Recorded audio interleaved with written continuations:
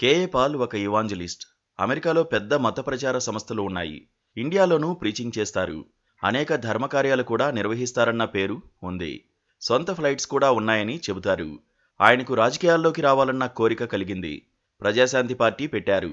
2 తెలుగు రాష్ట్రాల్లో అన్ని ఎన్నికల్లో ఆయన పార్టీ పోటీ చేస్తోంది.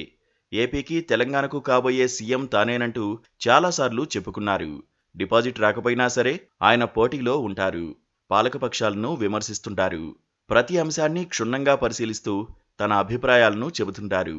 ప్రభుత్వం ఏం చేస్తే బాగుంటుందో ఆయన సహేతుకమైన సూచనలు ఇస్తారు. ఈ క్రమంలో తిరుమల లడ్డూ వ్యవహారంలో కూడా ఆయన గట్టిగానే తన వంతు ప్రయత్నాలు చేస్తున్నారు అనుకోవాలి. అసలు తిరుమల ఎలా ఉంటే బాగుంటుందని కూడా ఆయన కోర్టు దృష్టికి తీసుకెళ్తున్నారు. తిరుపతి లడ్డూ వివాదంపై కేఏ పాల్ సుప్రీంకోర్టులో పిటిషన్ దాఖలు చేశారు.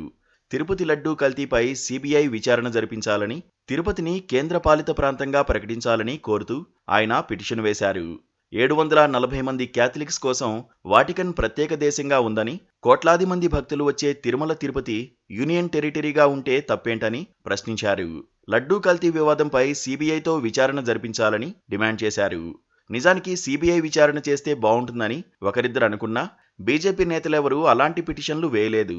సిబిఐ విచారణ జరగాలని వైసీపీ ఒట్టి మాటలు మాట్లాడుతున్నా గట్టిగా ఎవరిని నిలదీయడం గాని, ధర్నాలు చేయడం కానీ కనిపించలేదు. గుళ్లలో పూజలతో సరిపెట్టింది. వైవి సుబ్బారెడ్డి వేసిన పిటిషన్లో కూడా పసలేదని న్యాయ నిపుణులు అంటున్నారు.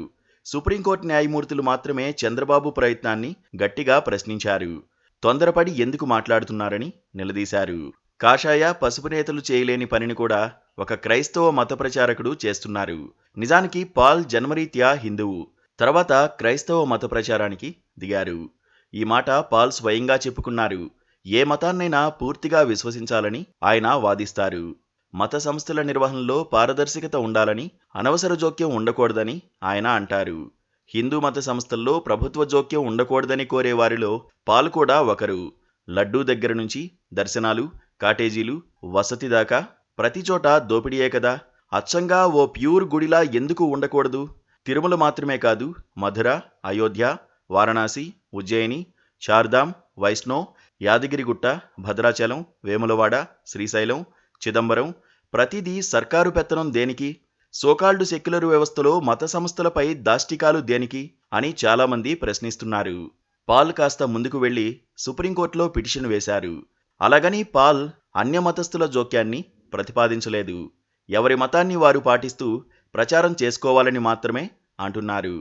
కనీసం పాల్కు ఉన్న చిత్తశుద్ధి హిందూ పెద్దలకు, పాలకపక్షాలకు ఉంటే లడ్డూ విషయంలో ఇంతటి పరిస్థితి వచ్చేది కాదన్న అభిప్రాయం వ్యక్తమవుతోంది.